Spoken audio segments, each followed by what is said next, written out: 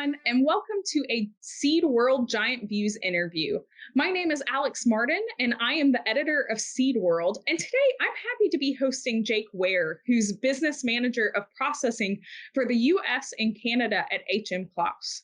As we're all getting excited for the in-person ASTA, CSS, and Seed Expo happening in just a few weeks, Jake has actually joined us today to chat about something near and dear to his heart, the Leadership Education and Development, or LEAD Committee at ASTA. So thanks for joining us, Jake. Just to dive into it, why does leadership and development need to be at the top of mind for industry leaders in this day and age? Wow, a big question to start. No, I think it's. I mean, to me, Alex, I really think that piece is pretty self-evident in regards to why leadership is important. We've all worked for good leaders. We've all worked for maybe not so good leaders and had that experience and how it's affected us. So I think leadership is always important for the progress of an industry. If you look at the seed industry specifically, we seem to have like a generational change going on right now. So if we think about leadership training, that would be an obvious reason for it to be important right now. But we also have new technologies, right? So we have these new breeding technologies. We have a public that doesn't quite maybe fully understand them, and how do we utilize these new technologies in an ethical way, and in a way that we can really provide the food for society that we're really trying to do. And for me, I think when we talk about leadership training and why leadership is important, I think good leadership is important. And when I talk about good leadership, I'm thinking about really taking care of people, and at the same time finding a way for your business to succeed. I really think it's one of these beautiful equilibriums that we have, where when you take care of people and you truly care about your people and you're helping them progress, it's been proven time after time that these situations where leaders can really come in and really take care of their people, that their business succeeds and their business excels, while at the same time the people of that company being much more motivated, much more fulfilled in their careers and what they're doing. So, and of course, always we have new challenges in the industry, like every other industry that COVID brings right now, and everything that goes on with that. We'll talk about CSS later, but there's a turnover going on, and there's a lot of people leaving, new people coming in. There's this creates different burdens on the managers within, and then the people working within each industry and each company. So that's kind of where my mind goes when why is leadership important right here, right now, and within the seed industry. Yeah, no, and I love that because it sounds like there's always something you can learn about. I mean, I'm sure leaders in this day and age didn't really expect a global pandemic to kind of rock the boat in the industry. So we could talk for hours, I'm sure, about how COVID affected leadership, but instead I'll direct us a little bit. So tell me a little bit about the LEAD committee. What are some of your goals? What are you hoping to accomplish and things like that? Give us the skinny on it. Sure. So LEAD stands for Leadership Education and Development. So it really kind of just went through a restructure earlier this year, and that's when I came in, and we started looking at a restructure together with the vice chair Oswaldo Lopez, and then of course Katie Crawford, who's our marketing manager, who's amazing. She takes care of us, and she's directly with ASTA and making sure we're staying in line, and then of course Anne as well, in helping us within leadership. But what are our goals? What are we trying to achieve? One of the big things when we came in, there was a previous organization called Fuse within within ASTA, and there was also a managers committee within ASTA. And we said is, let's put all of these things together. Let's not only focus on leadership and education and development for students specifically, or possibly mid-level managers. What we said is we want to we really want to provide content and to provide learning and to provide opportunities for those within ASTA to share their learnings with each other across the board, from student to C-suite, all the way across the board. And there's different things that we can do to be able to help at different levels. And the way we approached this was we wanted to have a really good leadership team. So we have Luke Knight joined us, and Asa Good. She's currently filling in for Emily Hoeing, and then Curtis Wiltsey, and they're all having different kind of roles within the team. And then within those roles, our overall goals of doing what we'll talk about here with the CSS and providing a really strong content for the members and for the members to learn and improve. And that's really our goal, is to be able to help everybody meet everybody where they're at and help them kind of get to that next level, whatever that next level may be. Perfect. Now, you mentioned some of your team members that work with you, but I wanted to specifically ask you, why did you decide to chair lead? What kind of motivated you to join the committee? Yeah, it's a interesting question, because there was a time at the time when I was looking to do more. I'd been in my current role that you mentioned earlier for a little while. We had recently moved back home to Grand Rapids, Michigan. Lived in California for about 5 years, and uh, I was working with HM Klaus out there in a different role, and quite frankly, we had too many babies out there, and we came home and said, let's work those grandparents a little bit, and it was really great to find a remote role that worked well for me. But being back in my community, I was kind of looking. Um, I was doing some introspection at the time and looking for, what are the ways that I can utilize my talents and, for, my local community, for the industry that I work outside of my current role.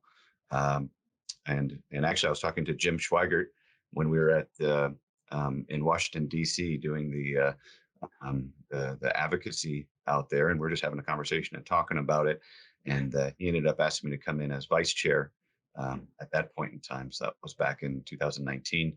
And then, of course, a lot of things changed, but also the chair ended up leaving his role, which put me as kind of next in line to be able to take over as chair. Um, Other things I was doing at the time was, I started working with my church in what we're calling Faith and Work project. That's been going quite well. Also been more active in our local community and our planning commission and our school board, stuff like that. So really, I mean, to answer the question, it's I mean, for me, like, we all have different talents. We all have, things that we can bring to the table. So, I was just looking for, are there things that I can bring to the table that can help the industry as a whole? And rising tides, rises all ships, right? So that was kind of my mindset at the time when joining this whole journey. That's fantastic. And getting involved with the different communities in your life and being able to kind of help lead and develop them themselves, I think is an absolutely wonderful reason to get involved. Um, I'm going to backpedal a little bit. So we kind of talked about um, at the beginning of our conversation how leadership and development is kind of continuously changing. So I wanted to ask a little bit of a leading question, but I can even those giants of the industry. I'm thinking about those CEOs, those presidents of companies, those maybe managers as well. Can those giants still learn more in their career about leadership and development? And what would you encourage them to start learning about?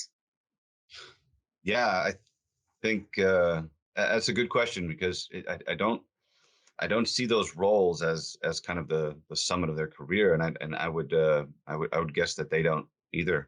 And I think we can always learn every day.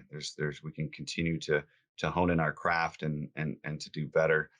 And I would dare say that, if these giants, as you call them, if they're not learning, really, I think you're declining at that point.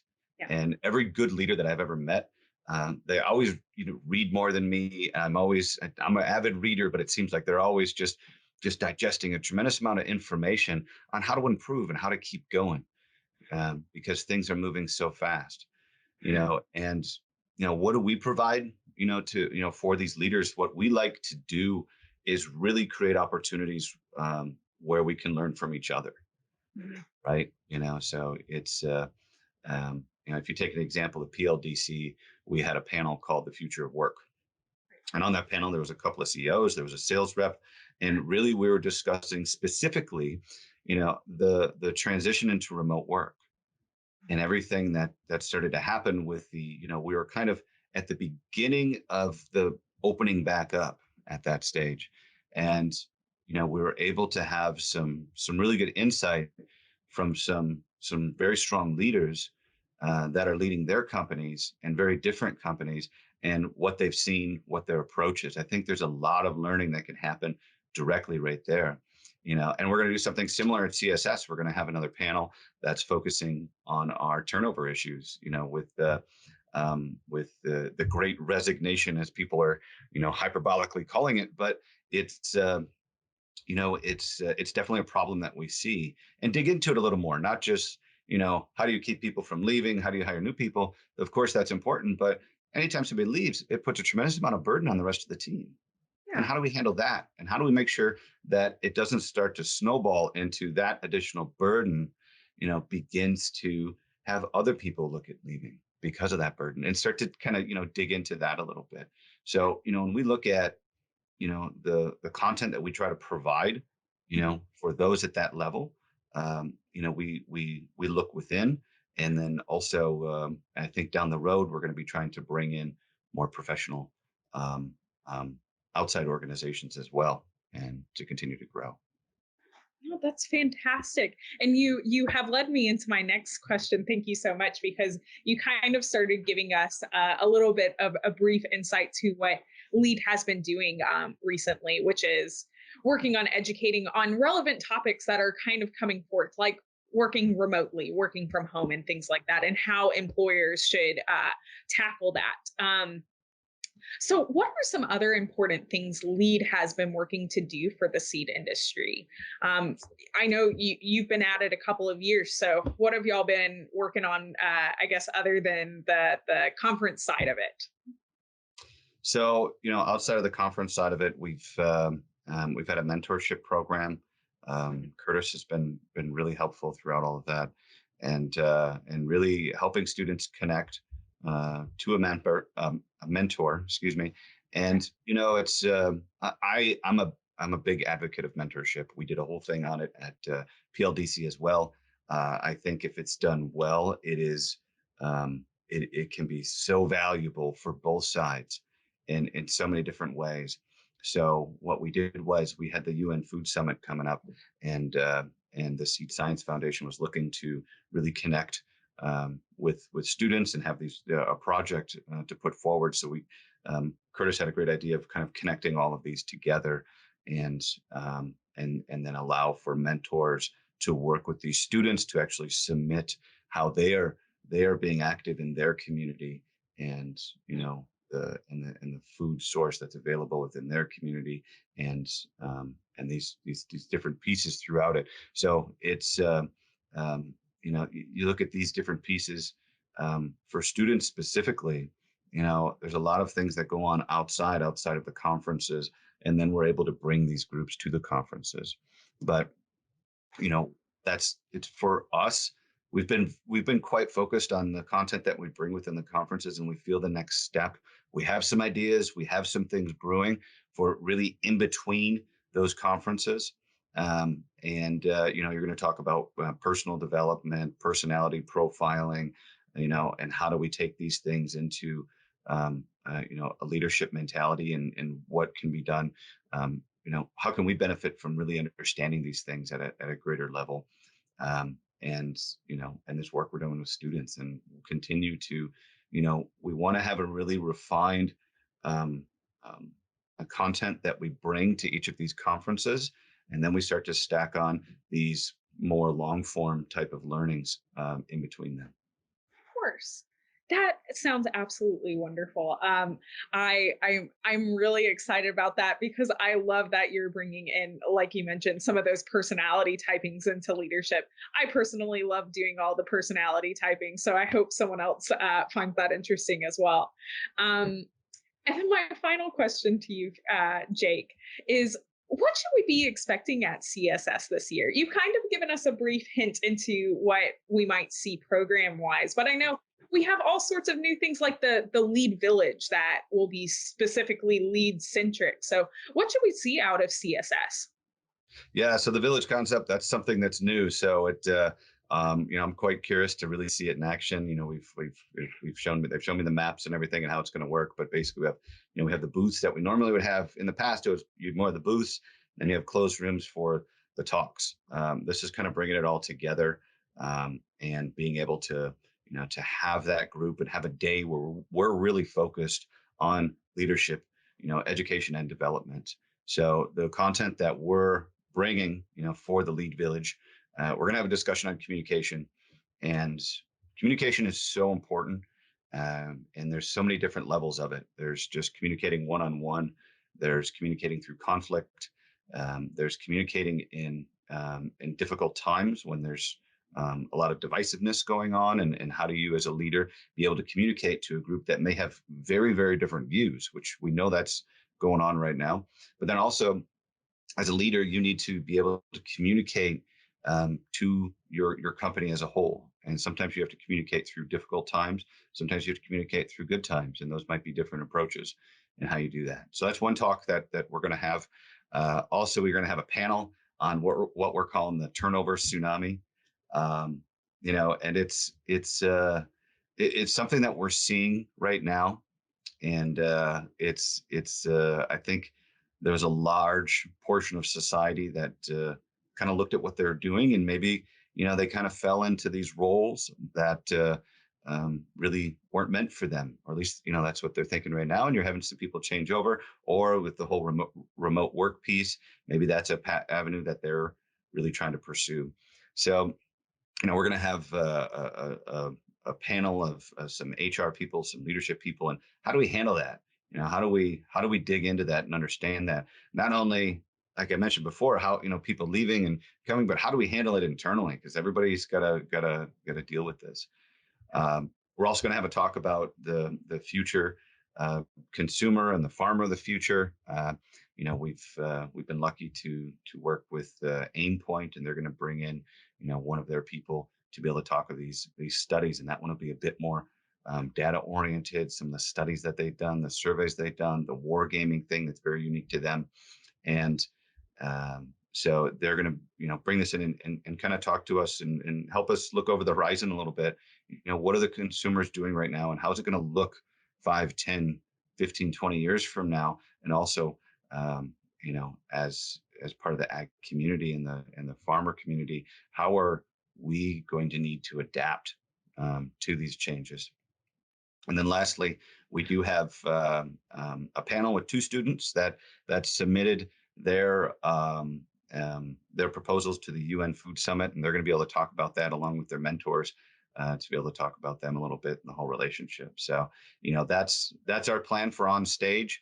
And like you mentioned, there's this new village format. We're very curious to see how this works. I think it's going to be fun. It's going to be pretty fast paced and moving, and looking forward to it. Perfect. Well, thank you so much, Jacob, for joining us. And for everyone watching, if you aren't already excited about Astos CSS and Seed Expo, I really hope you are now. So make sure you're registered for December 6th through 9th, and we hope to see you all there in Chicago.